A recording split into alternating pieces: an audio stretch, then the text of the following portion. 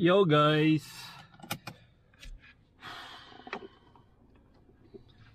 good afternoon sa inyo guys. 12:39 na ng tanghali dito, no. Today is Wednesday. So nakita nyo naman guys, naglalagay na ako ng mga box sa likod, no. So unti-unti na ako naghahakot. Yung mga maliliit na bagay lang nilagay ko sa mga box. Tapos next na hakot sa Saturday, kasi hanggang Saturday na lang kami dito sa apartment na to. So baka mag-U-haul ako para hindi na hassle. Ayoko naman makabala sa mga kaibigan natin sa Saturday, kasi ano yun, syempre family day. So ipapakita ko sa inyo guys yung bagong apartment natin, bagong apartment namin, no. So na ano lang ako, na nagiging emotional lang ako guys, kasi ano, yung time na dumating kami dito, naalala ko yung first na kain namin, tapos first na luto ko is ang ginamit naming lamesa is yung maleta. Tapos as in wala talaga kaming ano nun, wala talaga kaming gamit, no. Ganun talaga. Ganun talaga pag mag-start ka ng bagong buhay mo sa ibang lugar, eh. Ganun talaga. So nakaka-emotional lang, kasi ito yung second time na lumipat kami. And then ano na, marami na kaming gamit. Kumbaga hindi naman marami. Kumbaga kumpleto na rin sa gamit. So may nadagdag pa nga. Yun nga yung binili namin sa The Brick. So nakakaano lang, kasi lahat talaga ng mga nagsisimula dito sa Canada pinagdadaanan yun. Ultimo sila Kuys, ganun sila Dudes, sinasabi naman nila yun. So ayun, papakita ko sa inyo guys yung bagong apartment natin. Ito yung second time na mag-empty house tour. Papakita ko sa inyo, kasi dati nag-empty house tour din ako, di ba, yung apartment namin. So ayan siya guys, ayan. Yan yung community niya, malaki pa yan, mga brand new. So talagang yun, parang sa dati naming apartment, parang nag-add ka talaga para makakuha ng apartment na ganito, para may parking ako. Ayan. So ayan siya guys.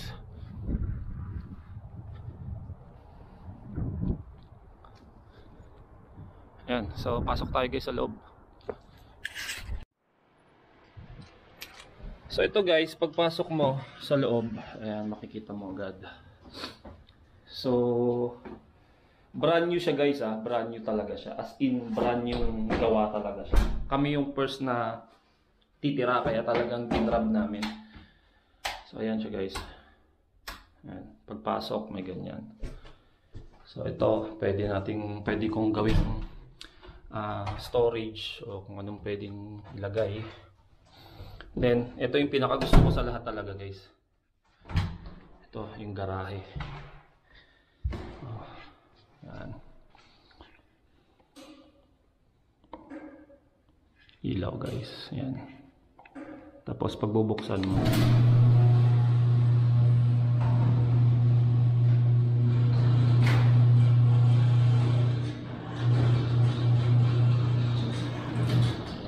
so ganyan siya guys. Hindi lang siya finish talaga. Usually dito sa Canada hindi talaga nila pinipinish yung mga garahe. Hindi ko alam kung bakit hindi pa nila pinipinish. So anyway guys, kasi nga ako nakikita nyo guys, hindi ko na pala na vlog na napalitan ko na ng spring yung sasakyan. So sa Monday lalagay na natin yung mags nya, no? Yung rims nya. So kaya nagustuhan ko rin talaga to guys, tong garahe na to, dahil sa sasakyan. Guys, ayaw ko yung apartment na magpa-park na sa labas. Ayaw ko talaga, kasi syempre ang mahal ng sasakyan. Ayaw ko na basta-basta na lang i-park sa labas, no. Hindi mo alam kung anong mangyari sa labas. Talagang syempre kailangan natin ingatan yung mga sasakyan. Syempre pinaghirapan natin yan. So kaya nagustuhan ko talaga tong bahay na to dahil sa parking na yan. So pwedeng dalawang sasakyan dyan sa labas yung isa. Siguro pag may isa ka pang sasakyan pwede, may bisita pwede. So, anyway guys, ngayon, pag galing sa garahe, guys, eto, dito ka, papasok. Ito yung mga, ano, tawag dito, mga,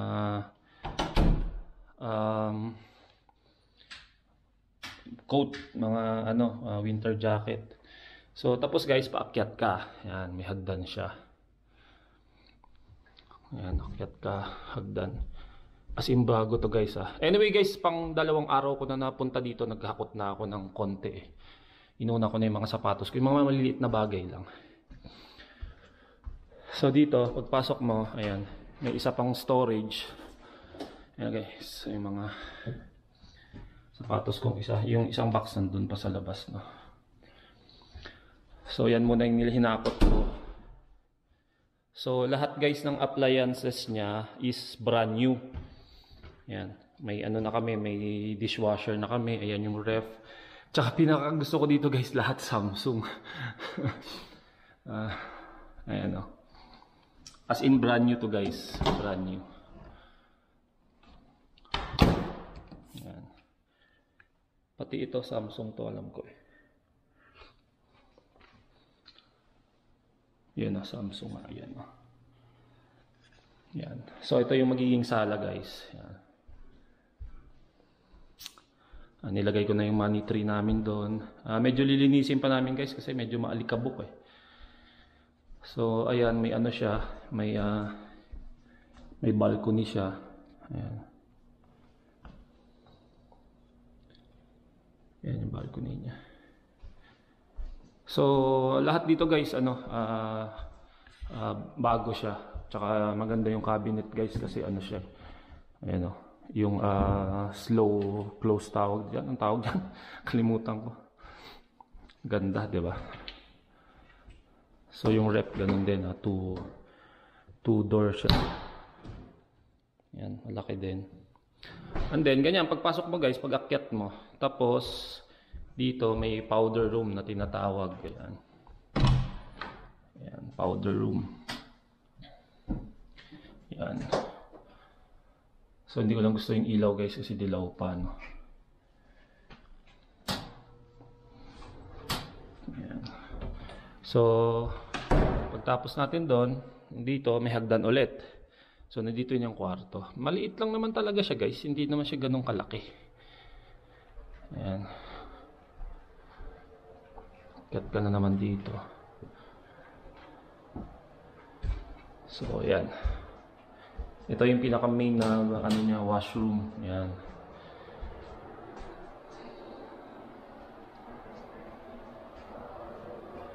Yan.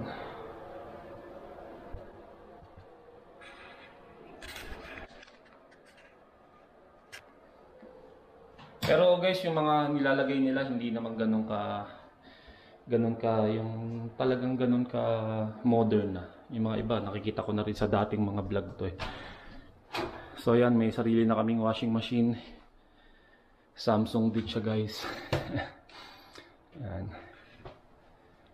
Kaya so ano na rin guys, sulit na rin. Yan. Tapos may ano siya dito. Yan, pakita ko sa inyo ang nakabukas. Medyo alanganin nga guys, ayan oh.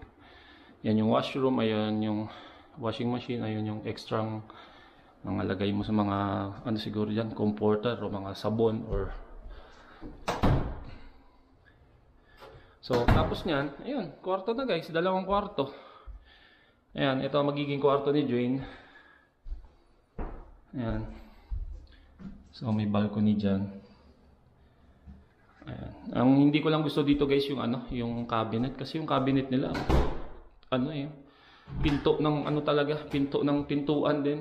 Imbes na maganda sana yung slide lang para hindi ka na mag ano ng ano dito, ng tawag dito ng space. 'Di ba? Kakain pa kasi ng space yan oh.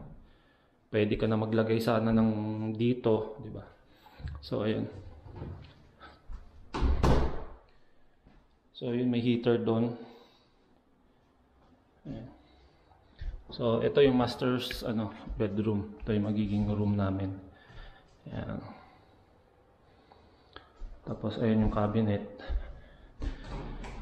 Oh, inayos na pala nila to. Hindi pa pala. Yan. Hindi ko lang talaga gusto to guys, tong mga pinto. Ayan, hindi ko gusto. Kasi sayang yung space pag binubuksan mo. Pero anyway, okay lang. So, ito yung balcony guys. Ayan.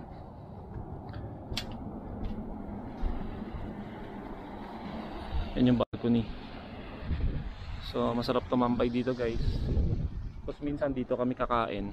Kasi yan yung trip namin minsan eh.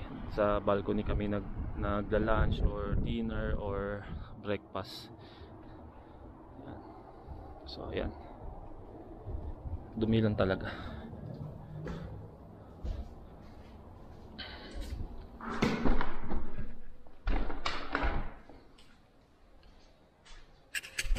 Nandito yung ano niya guys, may sarili rin siyang sarili siyang washroom. Pero ang isa pa din sa sana ginawa nila, may shower, pero ano lang, yan ganyan lang talaga. Ayan. Wala siyang shower. Pwede ka lang mag-toothbrush, umihi, tawag dito, CR, pero walang tubig, ihi ka lang talaga diyan. So, ayan.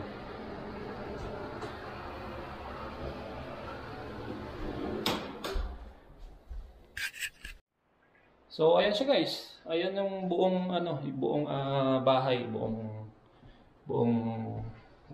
itsura niya So ayan yung empty house tour natin. So bukas hindi lang ako makaporma talaga ng todo kasi nga may pasok ako eh. So hindi makaporma ng todo na maglinis talaga. Tsaka ito na pala guys, binigay na sa akin yung remote ng